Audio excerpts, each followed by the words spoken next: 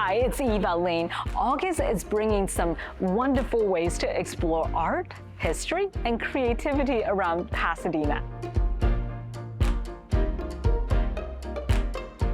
From August 3rd through the 7th, kids ages 5 to 15 can join Camp Build at the Gamble House, presented by Side Street Projects.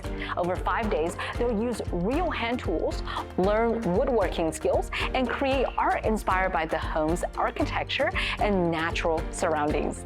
Morning sessions run from 9 to noon, afternoon sessions from noon to 3.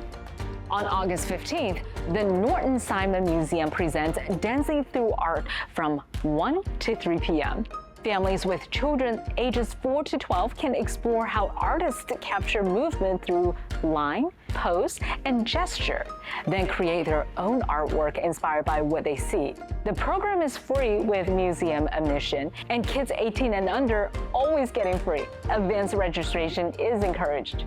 And on August 27th, the Pasadena Museum of History presents Aprons Away, Women's Work on Route 66. Beginning at 7 p.m., learn about the stories of women who shaped life along America's most famous highway, just in time for Route 66's centennial this November.